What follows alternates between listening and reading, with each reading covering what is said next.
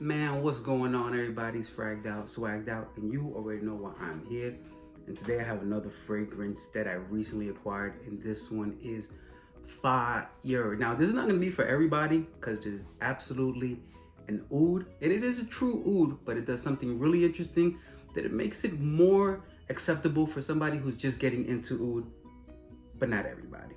And that fragrance is, of course, King Blue by Amouage. And listen, I don't have a lot of Amouages because at a certain point I was like, man, it's more bottle and a whole lot of hype. And then I smelled this last year, I think it was, at Bergdorf, and that changed everything for me. Now, this one is a dope fragrance because right around the time this collection came out, they did release one called Silver Oud, and Silver Oud itself was really strong, really smoky, really earthy.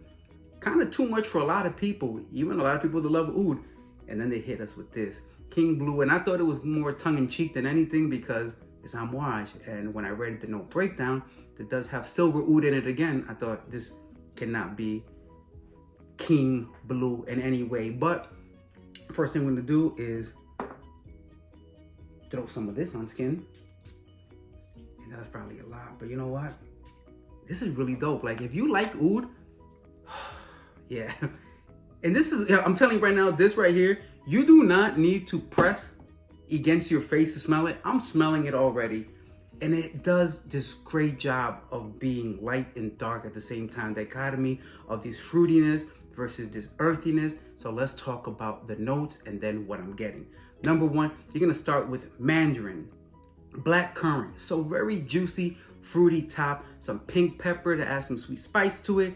And some frankincense that make it a little more spicy, kind of smoky, along with that silver oud from their original composition, which realistically was too much for some people, including me. I just couldn't find it wearable, practical. It was more like a collector thing to me, but King Blue is wearable because, again, the fruitiness up top make it crazy. Some leather, some patchouli, and some oak, and this is an amazing fragrance. So upon opening, like I said, you're gonna get that really juicy fruit, that black currant, you're gonna get that mandarin, and it's gonna start blending very well with that silver oud. Now, although it doesn't have those other components in there, what I'm really detecting is kind of that DNA of the silver oud when I first smelled it, just really blending well with those lighter, brighter notes that make this so wearable.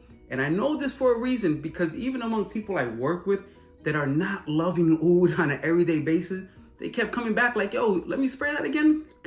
Which one is that?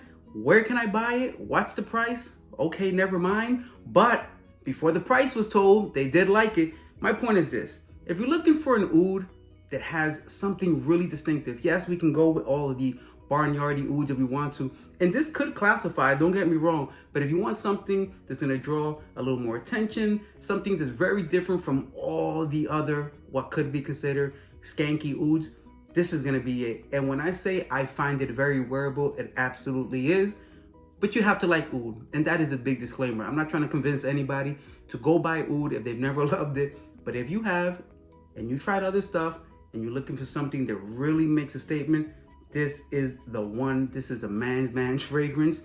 So if you're not one of them, maybe don't do it. But if you are, check this one out. Amouage, King Blue. Short and sweet, the way it should be. It's fragged out, swagged out, and I'm out.